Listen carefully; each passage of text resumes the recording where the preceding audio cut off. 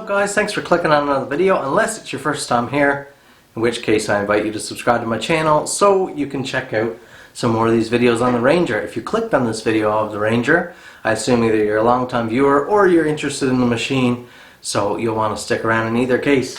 Now what I'm doing today is installing aftermarket seat belts. Now these are extra seat belts. The Midsize Ranger is called the 570, or it comes with the 570 engine. The model number is 570-4. You can also get the Dash 6, which is a 6-seater. It's quite a bit bigger machine. The Dash 4 is made for 4 adults, so there's 4 seat belts in there now. I have 2 little kids right now, another one on the way. Mama's currently developing that one. So it's me and Mom, 2 little girls right now, and another one on the way. I got this one, the mid-size, because I didn't want the massive 6-seater. My brother has a 6-seater. It's a really big machine, and I thought I could get away with a smaller machine, be a little bit tidier set up for some smaller trails. And I'm really happy I did that. But I would like at least 1 extra seat belt in the rear for 3 little kids, because one thing that's beautiful about the Polaris Ranger is that it comes with bench seats, not bucket seats. The bench seats are designated for 2 adults, but they're wider than 2 adults. There's some breathing room in the middle, plenty of room, like plenty of room for 3 kids to sit on a bench seat. Even 2 adults and a child, no problem. When just me and my 2 girls go out riding now, the 3 of us sit in the front seat, on the front bench, and we don't even have to be touching. There's enough room there for that. So I need an extra belt there for that middle slot. Now I'll throw a link to the specific ones I ordered, but I ordered something as close to the factory look as I could get. You can buy just the strap that weaves through or whatever. I didn't want something like that, or like one of those, you know, those pinch toggle chrome clips. I wanted something that looks like a factory seat belt. Operates nice, quick, and smooth. And this does feel really nice. I'll throw the link down in the description. Got it on Amazon, not expensive at all. And it was a set of 2, which is exactly what I need. If I can get 2, I wanted 1 in the front, 1 in the back. It's exact same bench seat. If I can fit it out so that I can have that, great. I get the ability to have 3 seat belts while only having the size of machine for 4 adults. So really happy about that. Now this is the front bench seat you're looking at right here, and here's the front 2 seat belt mounts. So here's the driver one right here, which I have buckled already, but you can see how they cleanly mount. There's tons of space here, even more access from the back. That's where you want to get at these. But there is just 2 bolts right here that hold them. So that seems to be the obvious place to mount the middle seat belt. And here's the view from the back seat looking up. So right up here, this is the front bench seat. You can see the bracket here, 2 seat belts mounted with what should be lots of room for another seat belt in the middle. Now when I take 1/2 of the seat belt, the part that's going to be mounted in place there, if you look at the connection point, look how ridiculously long this is. I get they make it universal, so that's just how it is, but this is almost long enough by itself. And when it's not buckled, or I don't have a middle person here, I don't want all that here. So this is the main strap. I'm going to be taking all of this slack out of here and making it so that they're almost in like the factory ones, because you can see the factory ones come right out here.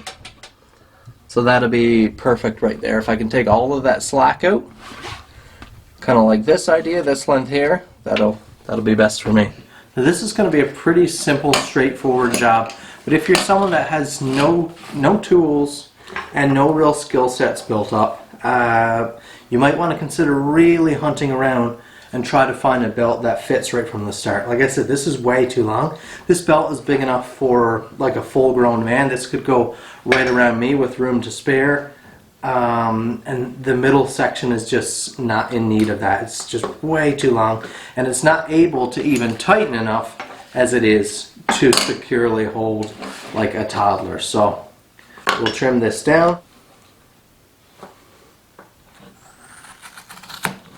I'm just going to make a first rough cut with room to spare. So I've got plenty there. I'll probably have to take some more off of that. Take a good eye at how that is set up. Now we have our clip here. So we're going to want it this way. You want to fold your strap together like this.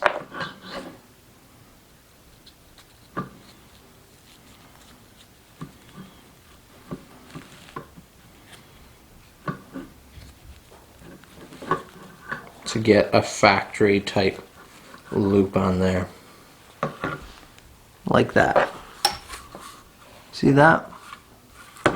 Now once you get it to length, make sure you use a lighter and singe the edge of that material, because this type of material will fray really quickly if you don't. So you're just going to want to melt all the fibers of that edge. Just make sure it's all melted. Very simple. Don't hold it there too long, but you aren't going to catch anything on fire, burn anything quickly like that. It's not that delicate. So that is what I'm going for right there. I'm just going to bring that edge right back to there. I don't have as large of a flap as the factory sewn one because I don't need it. Make sure we've got our fold how we want it. Now we're going to hand stitch this, but it really helps to have something holding it together while you're stitching, so you don't have to constantly go readjusting. I'm just going to use a bit of cyanoacrylate. CA glue, you might have heard it called. That's actually quite a bit too much here. I just wanted enough to tack it, so I'll scrape some off. There we go.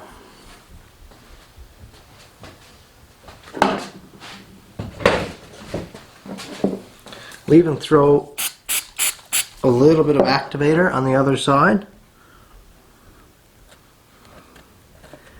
Get this together, hold it in place. This is a nice simple project, guys, and you'll have something you can be proud of. Good quality job.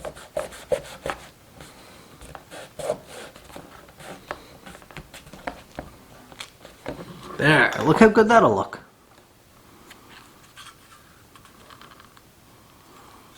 And we took quite a bit of material, probably 4-5 inches out of there.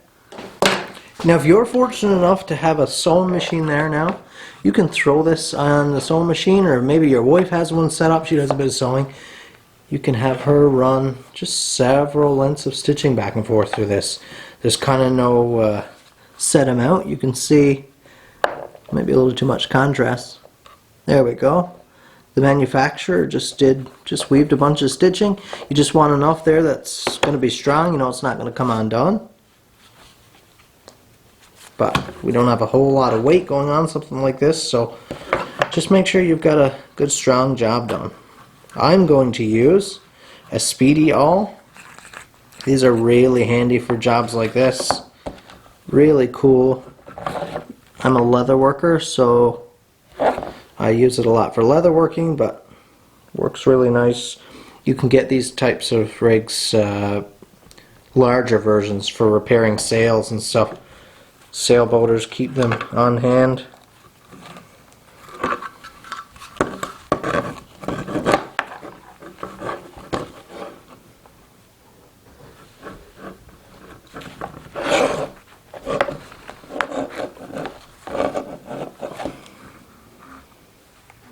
Let's do as tidy a job as we can do.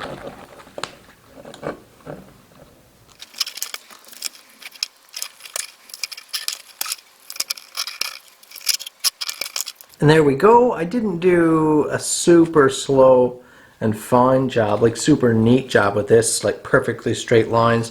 It's going to be hidden under the seat, so I didn't put as much care. It's just as strong. I just didn't run my lines as straight as I would if it was going to be out in the open, but very strong. There's no way to even start to put any pressure on this that could mean anything, but yeah, it looks good. As you can see, it's got that lean profile. The fold is the same, which would stop a shear. You know, you have 2 layers of material to cut through if it happened to really pull on this So this should fit good now. This should fit good and come out about the same amount as the factory seatbelt buckle. A 15 mil bolt head on the top and an 18 mil on the bottom there. These came out nice and easy. Didn't seem to be any Loctite or anything like that on them.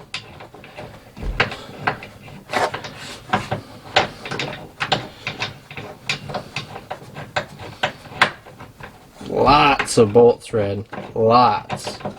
Now this seatbelt only goes down until the rim touches. You could bore it out and have both of them free floating on there, but the factory seatbelt needs to be free floating because this piece here is so stiff. This is a strap, so even if this is fixed mounted, this has lots of flexibility. So I think I'm just going to pinch this there like that.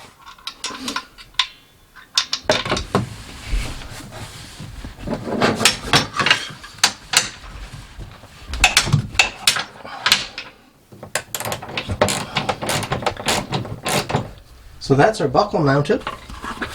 There it is. You can see why I went with this specific one, that clip.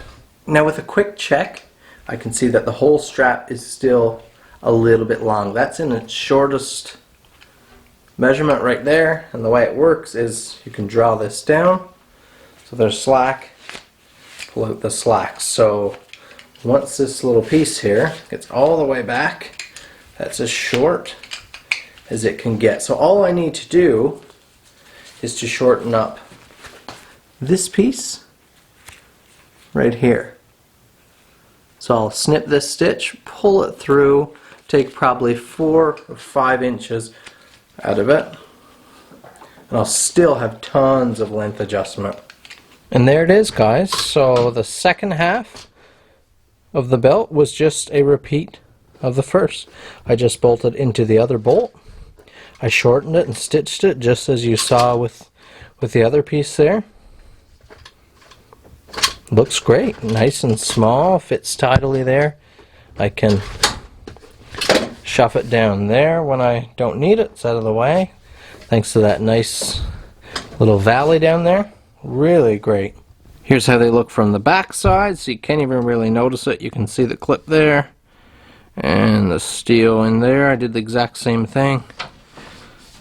Now these are the rear. It's the exact same setup as the front, identical. So I'm not going to show you how to do the rear again. Exact same process. The only difference might be you might want to remove that seat back to get the rear in, just to give yourself a little more room to dive in there. Now, the only reason that took a little longer is because I wanted the waist belt to be shorter. If you spent some time, like I said, hunting around where you could find a very short waistband to start with the same features I mentioned there, it's basically plug and play. Take the bolts out, slip those tabs in, bolt it on, and you're rolling there. But that wasn't bad at all, and now I know that my stitching is good. I took my time, did a good job with the stitching. It's very secure. I use a lot heavier thread than they use from factory, so I don't foresee there being any issues with it. I think it'll last a long time. So really set up now. I think this is going to be a really nice setup for carrying my little ones. I'm excited to not have to be holding my little one from always sliding down the seat anymore. I can snug that up on her waist and she's held, and of course it's a lot safer like it as well. If you enjoyed the video, if it helped you out, please hit the like button, comment down below, let me know if there's anything else you think I should do with this rig, or anything else you'd like to see done, or information wise there's something you'd like to know. I'd be happy to help you out. Subscribe if it's your first time here. We'll see you in the next video. Look at that! Good, sis? Yeah! What's he have to be safe? Huh? What's he got to be safe? Oh, of course she has to be safe. Sit back. Let's put your butt back. There we go.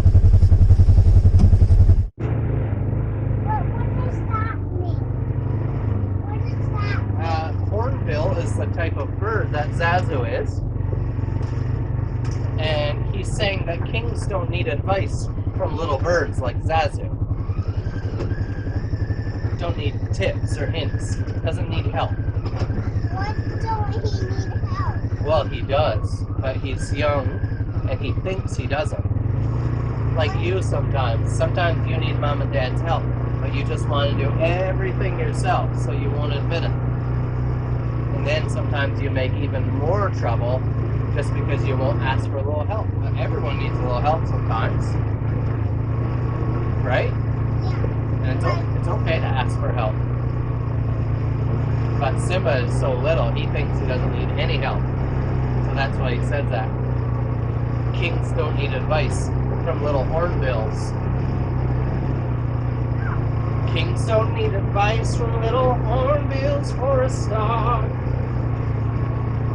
I think it's time. What's your heart A heart to heart. Except they say in a different accent. Heart to heart.